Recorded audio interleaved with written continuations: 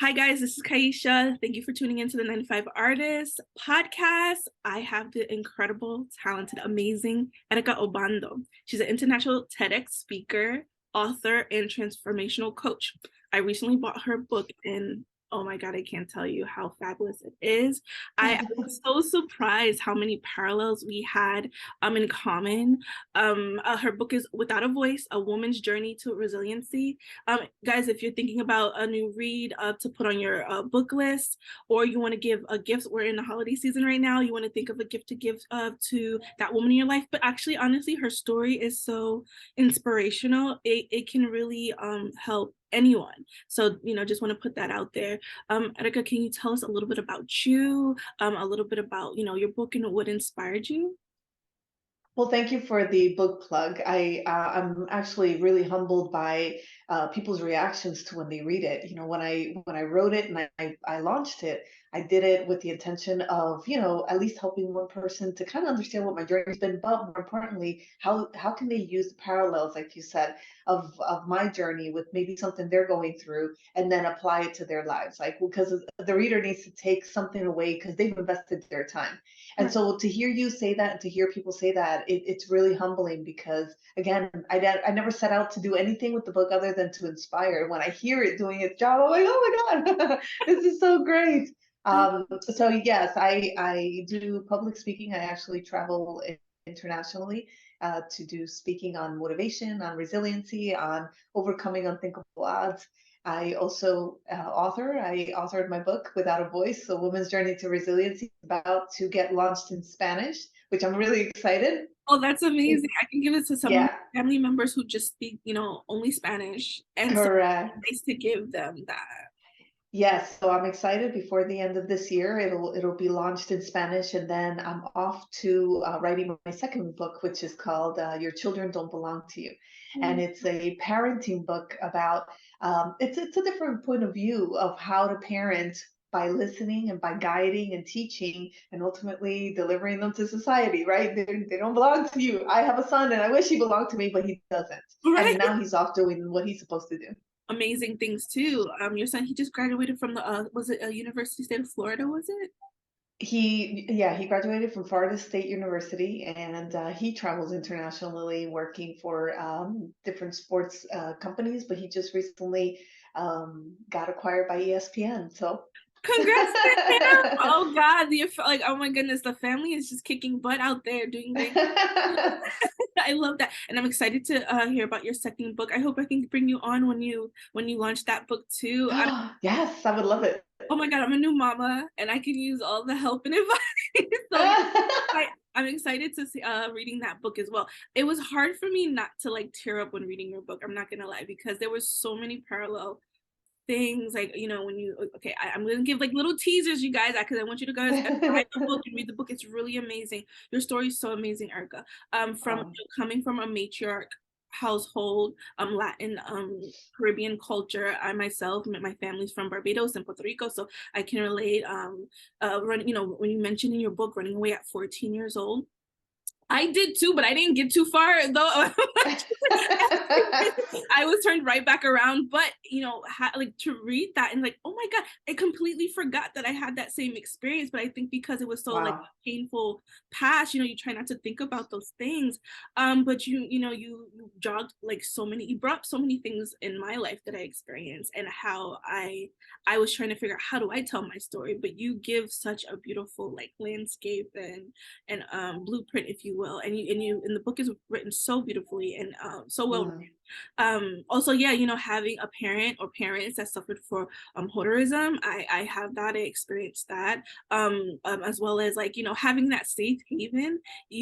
After you ran away at 14, you had a person, or like a refuge to go to. I had a person Right.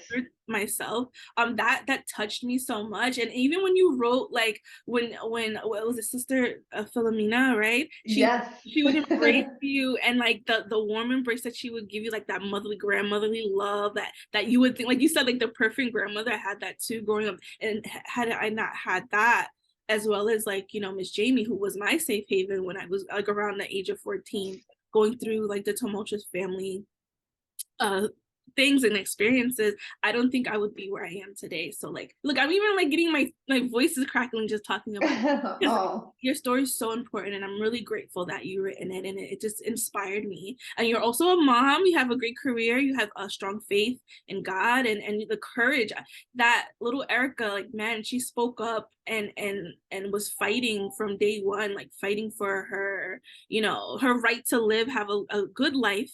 And I was just so amazed, by how strong and courageous you were. Like, I don't think I oh. would have the voice as early as you did, but I remember looking back, like those times I did speak up, and how it's not the most popular thing.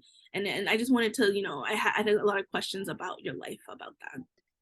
Well, I'll just do a little insert there, because I didn't think that I had a voice at 14 either, but it's in your hardships that you find your voice, and that's why I tell a lot of my clients that I work with. You mentioned that I'm also in the coaching business, both in a one-on-one basis as well as corporate settings, but I always tell my clients, embrace the hardships. I don't know who sold us this lie that we were supposed to have this perfect life, and it's within the hardships that that you find your resiliency, that you find your strength. It's not like you're gonna find strength because all is easy peasy. And so I found my voice at 14 because I was going through a really tumultuous time, and it was at that time that I'm like, if I don't use my voice, then I'm not going to have one. And so that I really look back at my youth, like, man, like you said, I'm a woman of faith, right? And so I was like, God really wanted me to be strong. He sent me every challenge he can find and sent it my way because he was really making me a strong person. And I embrace those challenges as opportunities, not hardships, because that's where you grow. I love that. No, I love that you painted it that way. Like, not looking back on those experiences as just hardships, but opportunities, ways for you to grow, and lessons. And I think that's a very positive outlook, because I think sometimes we can kind of stay, of course it's easier to stay in that negative, um, and not to judge anyone, but like it's easier for us to, like, to stay in that and view all the negatives, and look back Right. at what goodness and what light that it does surround us. So I'm really, like, really inspired by that. In your TEDx talk, which everyone please go watch and listen, when it's called "When Breaking Points Lead to Empowerment," right? You spoke about, like, toxic templates, right? And I was curious, because when you're in a family, or you have friend groups maybe, or like you're in an environment where everyone is on one page, and you seem like you're on another, and it seemed like that for you. Like, for you, I just feel like you stood out so differently from everyone else, and you had like this intuitive foresight, even if maybe, like you said, you didn't have the words at the time to portray that. But I know, but I think you did. Like, there were moments when you spoke up. Like, I'm curious to know your thoughts about that. Like, how do you cope with being or feeling like the only one, maybe, like, for anyone that might be, like, struggling with that, determined to heal or be lived differently, like, if that applies, like, was it isolating? Like, how did you cope with, I feel like you were like the chosen one. Like, if they're gonna break those toxic templates, like, you were chosen, and like your life and your character was gonna, your testimony was gonna be that. So I'm curious to know your thoughts about Well, I and it's funny because we all feel it, but we sometimes hide it or pretend it's not there. But I always felt different. I always had like these circles that I kind of try to, make myself be part of, or like I say, chameleon myself into it, and it just never fit right. And it's because, I say I was trying to be somebody else's color, and I wasn't owning my own. But we all go through that. It's not just me, right? And I appreciate the fact that you say that I was the chosen one, but we all are chosen ones. It's just that when you step into that space of owning that, that's when you elevate yourself to the next level, to what you're supposed to be, or what you're supposed to become, or the gift that you are to this world. And so we are all chosen. It's just that some of us understand that there's steps to be taken into that space. And I've had a lot of circles, a lot of different friends and family, and I have become very good at honoring my space and honoring my purpose. And if they are not feeding into that purpose or contributing to it, then it's just maybe not meant to be. And it happens in, excuse me, No, of course. sorry, it happens in relationships, romantic relationships. It happens in family relationships where we think that our parents are our parents. So how can we, move away from them, or how can we distance ourselves from them because it's our parents? And even if it's in a toxic space, you always keep them around. But I decided in short form that I had to distance myself to certain family members in order for me to survive and be the person that I know I needed to be. And don't get me wrong, I have no regrets or no hard feelings towards them. I Right. feel that I can love them from afar so Yeah. that I can be where I'm supposed to be. And I do. And I've forgiven a lot of people in my life, and as I've asked for forgiveness myself, but I have to have people where I love them from afar. Right, right. No, thank you for that. I recently have been going through that too, and I'm just trying to like navigate that space. So it's good to kind of like hear your story and seeing how you navigate that. Um today and even then, like have you ever felt like I guess maybe what was your advice for anyone who like probably like are in a space currently right now, let's say they're feeling misunderstood or they're maybe experience gaslighting. I do love that you mentioned that like there's some who we're all able to kind of create like our own Hmm. life, but some choose, there's a choice, like I know like it's very powerful. I think sometimes we as people we feel like okay, this is the cards that are dealt with us, but even in that space there's still a choice to not subscribe to that toxic template. Like what's your advice for people who maybe who can cope feeling misunderstood or feeling gaslighted or um It's hard to walk away from it because sometimes it's you don't even know you're in it, and then you see yourself affected by it, but then it's easier to kind of stay in the repetition because it's known and it's familiar, rather than step away from it, because it's harder to be able to step in front of somebody and say I'm sorry, but you don't really provide any positive input or any positive effect to my life, and I have to step away, which I've done, and it's really difficult because they look at you like, what? Like, who do you think you are? But you have to, because again, no one is going to safeguard you but you. that's true. And everybody, if everybody stepped into that space and honoring that, what, this doesn't really work for me, I have to step away. I have had friends that I have stepped away from because of it's, again, it just goes back to contributing. I'll give you a perfect example that I use with my clients. Yeah. Our relationships are bank accounts, right? Mm. Everybody has a bank account with you, right? You're the establishment for you, right? The Erika bank account. And so uh, if people are coming up to my teller to deposit in love and support, in ways that I don't even have to ask, that they're there and they're putting deposits in my bank, then they have the right to come back the next day or a year later and withdraw from me, Right. Oh, because they're withdrawing from something that they've already deposited. They've already filled their bank account in my establishment, that has given them the equity, let's say, to be able to withdraw. But then there's people that they come to you, they don't have a bank account with you. They don't even have an account with you, and they're asking to withdraw, right? They come in with a borrowed bank card, saying, oh, by the way, I think I want to take out some wealth from you, and Right. I don't even know who they are, right? I assimilate this to, like, let's say a traffic jam or somebody with road rage. They don't have an account in my bank account. Why would they have the ability to withdraw from my account? They don't. And so you have to be very mindful and put that kind of visual in your mind, and ask yourself, at any given point during the day, you're going to have 100 transactions. Do they have a bank account Right. with your establishment? Have they made frequent deposits?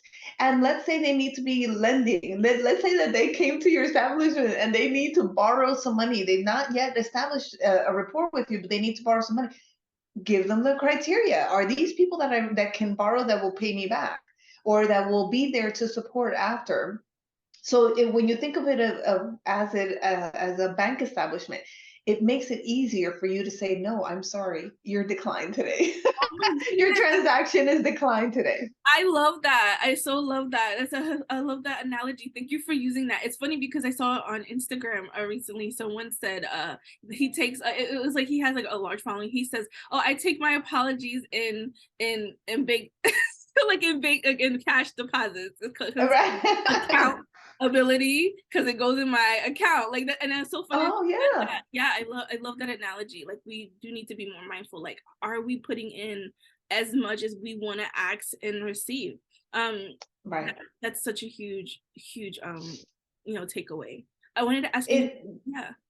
no, no, no, go ahead. No, no, I wanted to ask you, like, with all the like the healing that work that you've done, do you find yourself that like you're being like, do you being triggered? Like, I know you said you kind of stay away, so maybe not so much you're being triggered by being around, people that you kind of have to love from afar. But do you find yourself that you trigger others who haven't probably yet did the work or not doing the work, or maybe I just want to know, how do you handle those moments when you're around like others who let's say, like, the work that you've done, like you said, like, who do you think you are now? Like, no, but I'm you're a person who's done the work, that you're continuing, it never stops. And maybe Yeah. sometimes your presence can like either jar them or trigger them, and it'd be a reflection of like kind of where they are, where they want to be, but they might not know how to like get there. How like do you, or would you like advise someone to handle those moments?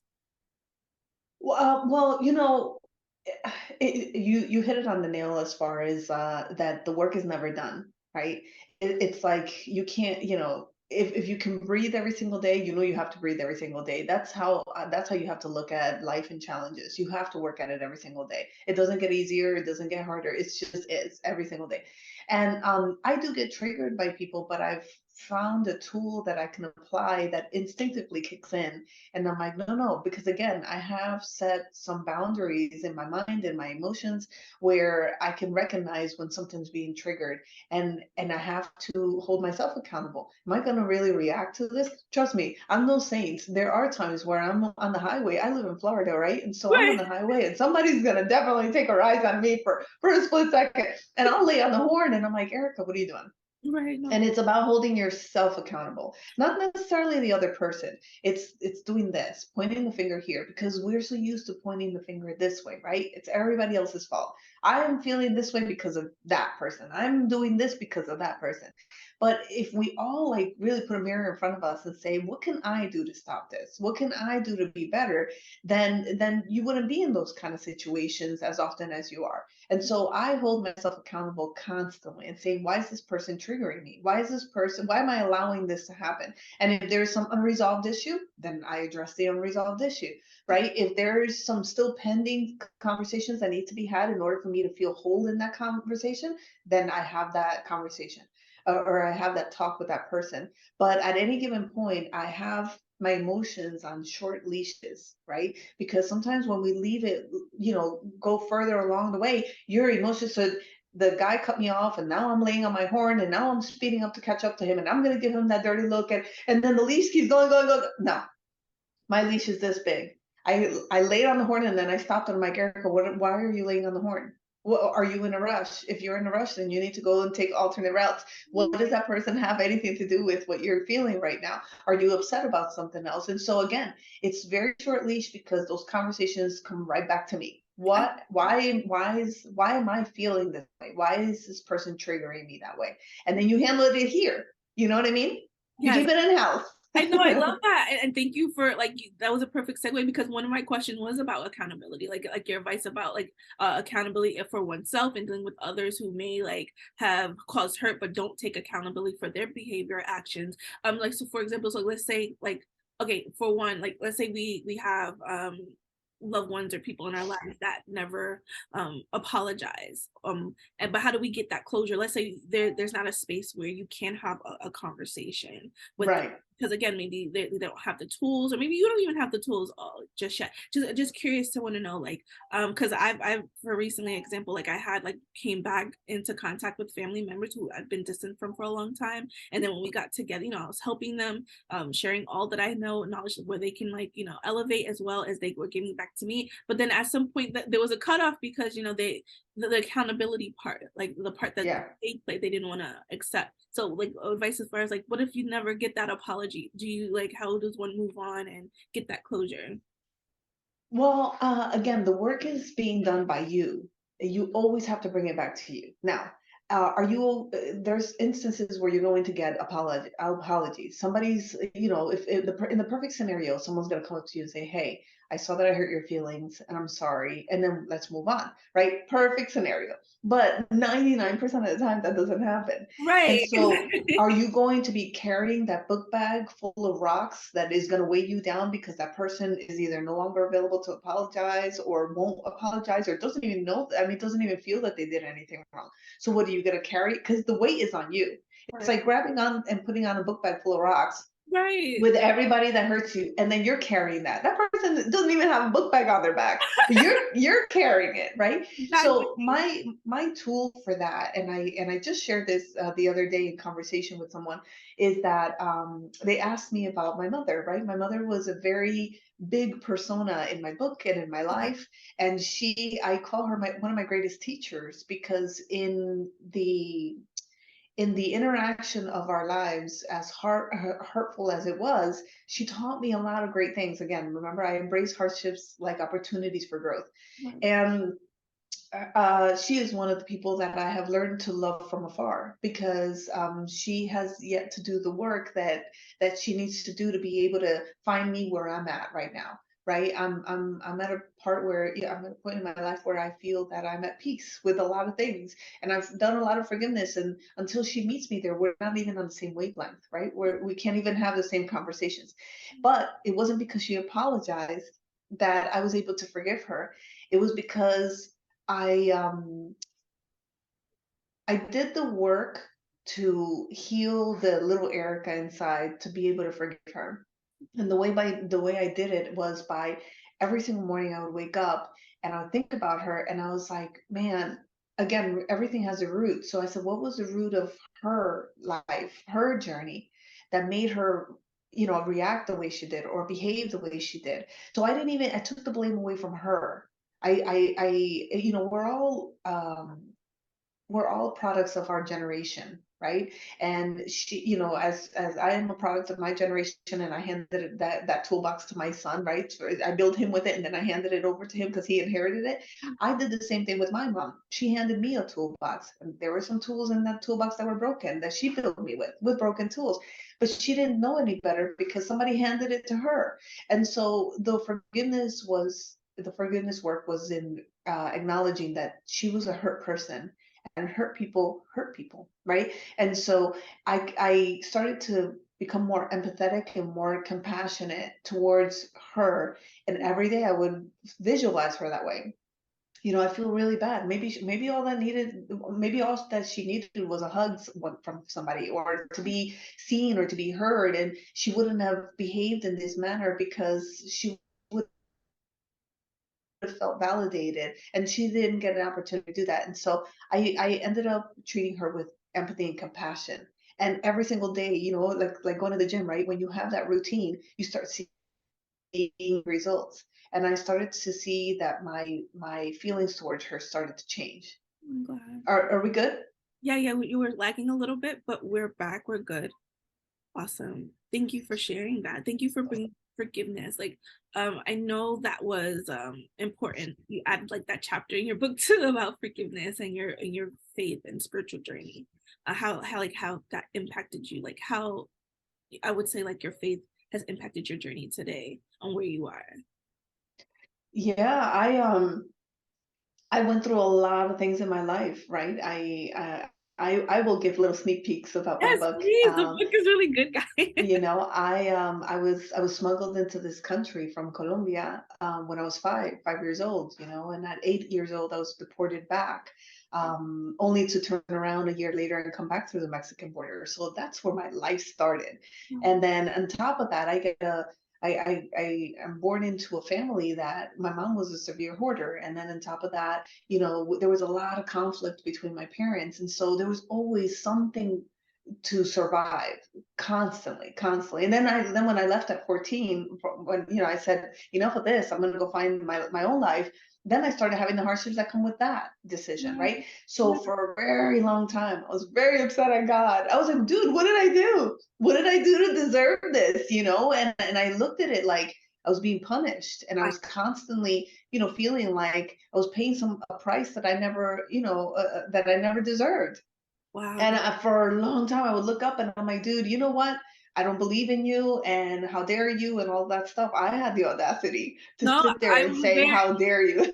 You're saying exact language I have said, like word for word. I've said that. I've always said that. I always felt like I was being punished, or my life never Yeah, belonged to me in some aspect. Like I wasn't here to like be happy. I was just here for whatever scapegoat punching bag reason for others right. situation. So God, you're like you're man, it's like you're hitting home close to home. So just Yeah. yeah, been there. But I was very fortunate. I said, and I wrote that in the book. I had an adult temper tantrum in my car one day when I had just had enough, and I pulled over. It was raining and everything was going the wrong way, and I was sitting there and I'm super pissed, and I'm punching the steering wheel, I'm screaming, and I'm talking to God. I'm having this conversation, and I'm just like, enough, right? And I don't know if it was, by divine appointment. I don't know what it was or what hit me, but at one point, when I had had enough of my crying, I started to look around, and I noticed that I was in a vehicle and it was pouring out rain. There were people that were sleeping out on the streets, and in that vehicle, I had a trunk full of groceries. I was heading home, and there were people that hadn't eaten that day, and they were walking to the bus stop to go to home with their groceries, getting soaking wet. And so I don't know what it was about that moment, but I realized I was more fortunate than I was given credit to, and it wasn't happening by me. It was happening because I was, even in my hardest moments, I always had something positive happen from it. And I started to change the way I looked at things, right? I started to be more appreciative of the fact that I was in a vehicle and I was dry, and I had a family that was waiting for me at home, and I had groceries for dinner that I was going to make later on. And some people don't even have that. And I had it, and I'm sitting here complaining. And when I started to, force myself to start looking at the positive things in every negative situation, I started finding more positive things, Right. more things to be grateful for. And now in my work with my clients, that's what I do. I'm like, every pain point has a joy point. Every single one of them. You just have to be mindful and focused enough to look for it. Everything. If I were to stand up right now and trip and fall on my high heels, right? Then I have there's that's a pain point, a really bad one too. But there's a joy point to that, which is I either have to make sure that there's something not, wrong with my carpet that's pulling at my heel, but there's a joy point to that I have to kind of grow from it, learn from the experience. What is it that made me fall, and then learn from it and be better, because next time I won't get up and fall on my heels.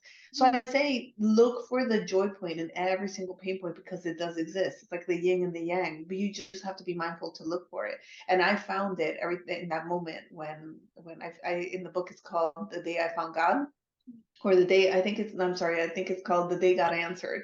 And Yes. it's because I had prayed for so long thinking that I hadn't been answered, but I had been answered all along. It's just not the way I thought I was going to receive it.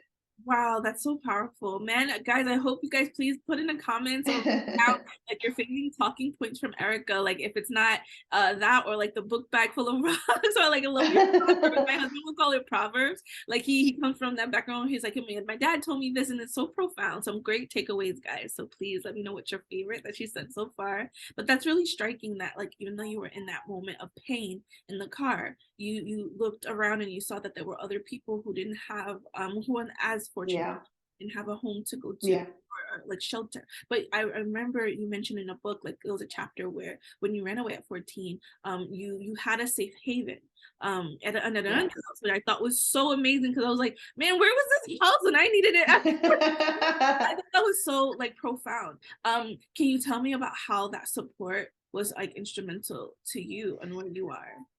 Yeah, oh my goodness. I attribute everything that I am today as a woman, as a mother, as a homemaker to what I learned at the nun's house. And it was because they taught me family, they taught me what it is to have a home, not a house, a home, and how to curate one so that everything that comes out of here, whether it's my son or my partner or me, that we're walking out of our home with love and and plentiful of it to be able to share that. They taught me. I actually, again, that was just another blessing that I thought that was disguised as and something that I wasn't really paying attention to. When I left home, I had already had a conversation with a nun. She was actually trying to become a nun that had said, if you ever have a situation where it's so dangerous at home or it's enough is enough, go to this address, then they'll help you. And that's exactly what I did. The day I ran away at 14, I went to this nun's house and they didn't ask any questions other than, what do you need? I opened the door. They opened the door and they were like, come on in. And I got a shower that day. I had, a few bruises. You have to read the book in Yeah. order to understand that. But I had bruises, and so the nun actually helped me, kind of clean myself up, and um, and it was the beginning of a new life that has taken me to where I am today. But even more important, and this is something that I always say, is that um, I had a lot of people come along my journey to support me, to see to see my worth before I can see my worth, and to tell me, hey, there's a better tomorrow. Just hang on to today, right? Just do the best you can today because tomorrow will get better. And I believe that even though I didn't believe it, I believe them. And then it came true, right? But more importantly, now I feel like I have a responsibility to pay that forward because someone stepped up to the plate for me, and it doesn't die with me. I have to be able to pay that forward and be there for other people as well. That's why I am in the coaching business. That's why I mentor our youth that are at risk or are going through very similar situations that I went through, because I want to be that person that changes the person's mindset, that thinks that, okay, I don't believe that today is okay, but I'm going to believe her, and in believing her, I'll see the results tomorrow. And so that's why I do a lot of work in my community because of that, because I think it's really important to pay it forward.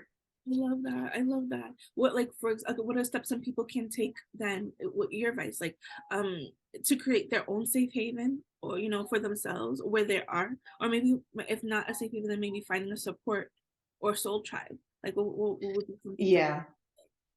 Well, when we are depressed or when we're going through really difficult times, we tend to say, I'm by myself in this. I'm all alone. I don't have anybody, because that's how you feel, and it's a valid feeling. However, again, there are always people alongside you. There's at least one person that's saying, "Hey, I got your back. Call me or do this or do that." Whether it's a family or a friend or a work colleague or whoever, there's always somebody that's extending their hand to you. So take it. Take that opportunity. And if, let's say, for whatever reason, there is no family, no friend, or no colleague that are doing there's tons of organizations that have their doors wide open that say, just walk in through our door. If wow. you need help, walk in through this door. And so, is it a little bit more difficult than someone extending their hand? Yes, it is. But that's why you have to have will to be able to say, I'm not by myself. I mean, in a world full of gazillion amount of people, you can't be the only one that's by yourself. And I used to feel that. I used to feel very alone in my journey. But I was never alone. I had the nuns, I had friends, I had family members that would come out of nowhere and say, "Hey, Erica, are you doing okay?" I have a friend of mine that she became like a mom to me, and we've been friends for about 18 years. And I call her my fake mom, not in a bad way, in a way that she stepped into that role when she saw the role was needed. So has my mom stepped up to it? No, but I've had her that's like a mom, and I've had several people that have been mom to me. And so again, I know it's very easy to say I'm all alone in this because it feels that way. And I've been there. But there are tons of people and that are willing to help, whether in your immediate circle or just institutionalized in the institution area, where you can go into an organization, which I work with a lot, that say, here, we're here for you. Right. I love that. Thank you so much for that. And it's because you're absolutely right. Because if there's any resources, guys, all you have to do is do a search, and Yeah. I said, there is that one. Sometimes all you need is that one, and sometimes it can snowball into a plethora of a network for you. But you got to Right. recognize that, like, if you have that one person in your life or that one resource or institution, grab onto that and then let it flourish from there, because we're not Mhm. always, like you said, like, we're not always alone. I even worked at an organization like that worked with at-risk youth, called The Door. So like you said, you're just gonna walk. It's Wow. in New York. It's a center for alternatives, and it helps at-risk youth, and from like Yeah. 12 to 21. So yeah, like you're right. Like there's always that one, that one, like, walk through the door. There's always that. Even if you have that one, you hold on to that. That's so. Right. And if the one doesn't work out the way you need it to work for you, there's then go to another one. You don't give up on the first try. I'm also a very big advocate for therapy, right? For mental wellness. And it took me like 5 different tries with 5 different people until I found the one that was the one that helped me. I went to therapy for, well, I go on and off because we all need that Yeah. kind of like that little boost once in a while. But I didn't find her right away. I had to go to 4 different ones that didn't work for me until Right. I found the one that was right. So don't give up on that either if the first one isn't the correct one. Thank you for sharing that, because a lot of people will give up. Like if the first one Yeah. didn't work out, like I recently had therapy for like my postpartum. Like I mentioned, I was a new mom, and that Yeah. my daughter's like, a year old, like year and a half. So it's like it's been really hard. But thankfully for that, that help, talking to someone, it was helped me to like work out some things. And I felt like it was one of those things where it helped me manifest the career and that job that I got now, because like I was stuck in that one, that like, can't get off that hamster wheel about something that was hurting. Right. But when I took that, it was amazing support. So she's right. Like if you guys, if that one therapist didn't work out, or you don't connect, don't stop. Keep trying. Go to another one where it fits. Like, don't give up on yourself. You're right. When I work with people, I always offer a complimentary discovery call, and for the full hour. The reason why I do that is because we need to feel if it's a match. I may be able to help a lot of people, but I know that I can't help everybody because Mhm. I have a certain style. That person may be needing a certain style, and so it's good to have that conversation just to feel it's about, because it's kind of like a courtship almost, right? I got to see if I have the tools that I can share with you to be able to help you. And if I can't, I'm not that person, and I'm okay with that, right? And then that Right. person should be okay with that as well. So yeah, I think it's important to just try out different people. I know. I think that's a great idea. That's a great advice. I want to just like touch a little bit on like the work and how you got here. I know you came from an visual arts background as well. Worked professionally in legal and commercial, interior design and TV, and in your work in philanthropy, helping others. You mentioned that briefly. Yeah. Can you tell me like how that has an experience, like how has your experience really prepared you for the work you do now? Yeah, I love. Well, y- yeah, it's actually really interesting as I've kind of evolved into my job now, into my career now. Before I used to work for a paycheck because that's what you're told when you're growing up, right? Graduate high school and go get yourself a job that pays your bills and hopefully pays a little bit more than your bills, right? And so that's the mindset that I had, and for a long time, that's what I was chasing. I worked in legal, like you said, for 17 and a half years, and then I went back to school, got my degree in interior design, thinking that I wanted to become an interior designer, and I worked in that space for a few years. But then I realized that the reason why I did that was the legal work was, I right out of high school, I kind of fell into that and I just excelled in that. And then I woke up one day and said, well, what did I want to do when I grow up? And I went back to school and became a designer. But even in that space, I was becoming a designer to counteract my mom's hoarding, not because it was something that I wanted to do. But when I really fell into my space, I also worked in TV, in front of the camera, behind the camera, marketing.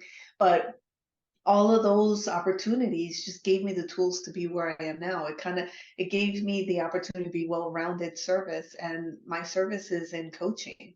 It's in helping individuals kind of heal that inner child and find their purpose, like reparent themselves to find the purpose, because we get so stuck. I always say that we are, as adults, unresolved issues from our childhood, and we fall into this vicious cycle of the blame game, right? Oh, my parents, or oh, my guardians, or this wasn't done for me and that wasn't done for me. And that's okay if you want to stay the victim in perpetuity, right? But ask yourself, why do I complain about that, and can I fix it? And so I work with individuals to help them go back and check off those boxes that weren't checked off for you as a child.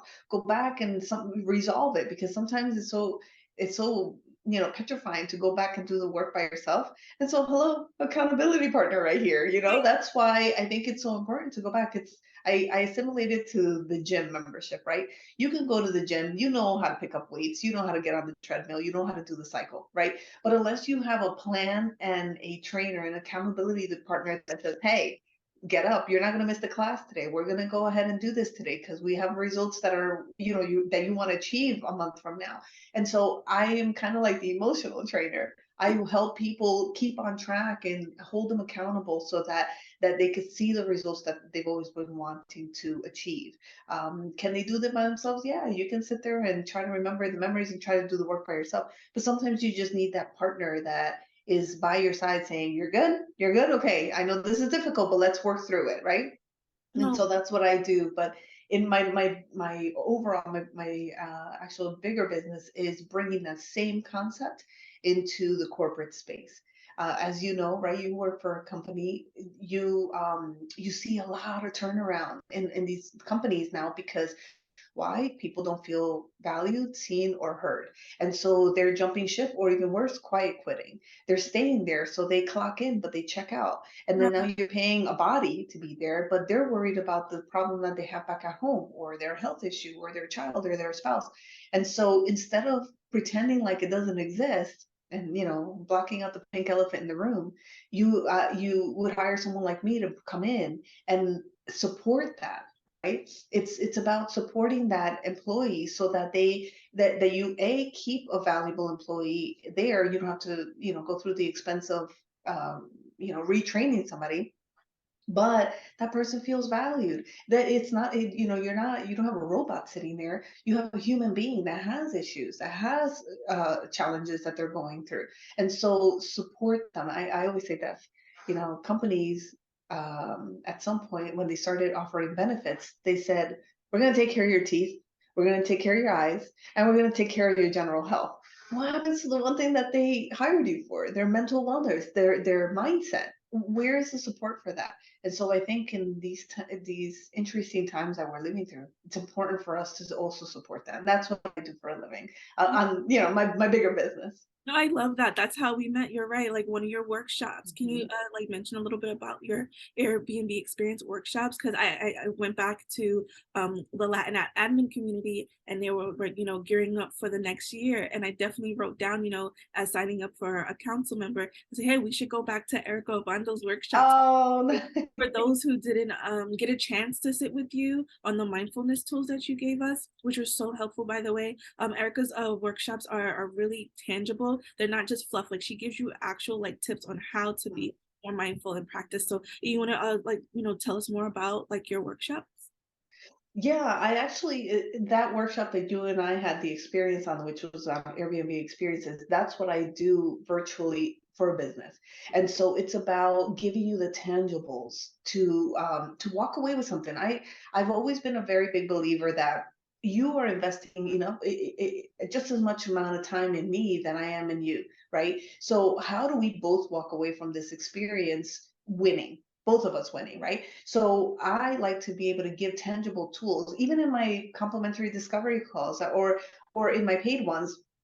I love to be able to give something that somebody walked away saying, "Wow, that really changed the way I thought about this," or "I may apply that Yeah, because I think it might work," you know? So I want to inspire people to feel that they can, and I do that by creating an experience where you feel like you're part of the conversation. So your input is just as important as me giving you the tools. And then kind of having that talk. Where can I infill for you? Where do you feel like you need support? And then I'll go into my toolbox, pull it out and say, how about you use this one? I love It's kind of like having, like, building a Lego set, right? It's always so much fun when I was little and I did it with somebody, because it's like, as you're building it, the other person's like, hey, I found another piece. Oh, okay, good, good, good, right? And you're building it together. And that's kind of what I do. I go back into the tools and say, how do we build this better? How the foundation a little bit stronger? Or how do we, kind of fix this little part here that's a little loose? And that's what I do with both the experiences I had in Airbnb and my business. I love that. Thank you so much, Erica. Can you let the viewerships know like where to find you? I hope you come back again, and especially when you release your other book too. Like your children don't Yeah. belong to you. I know it's gonna also help so many people. And guys, please check out Erica. She has a lot of value, a lot of great content. Look up her workshops. Can you let them know where they can find you? Yes, yes, yes. Well, I'm very active on social media, but everything can be accessible through my website, ericaobando.com.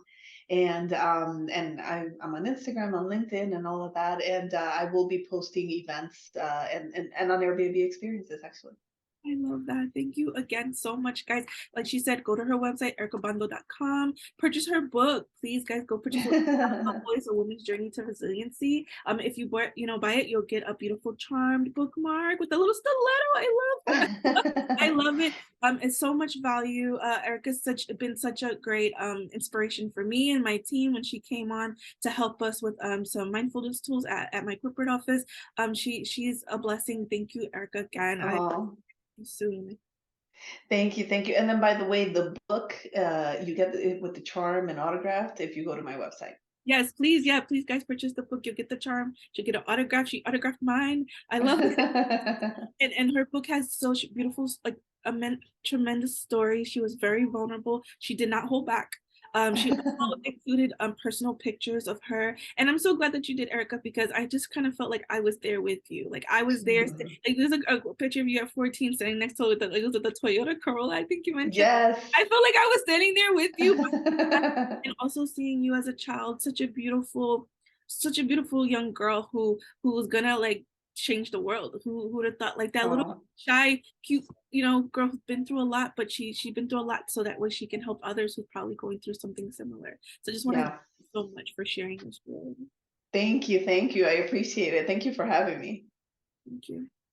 People on the planet working 9 to 5 just to stay alive, then 9 to 5 just to stay alive, then 9 to 5 just to stay alive. All these people on the planet working 9 to 5 just to stay alive, then 9 to 5 just to stay alive, then 9 to 5 just to stay alive. All these people on the planet working 9 to 5 just to stay alive, then 9 to 5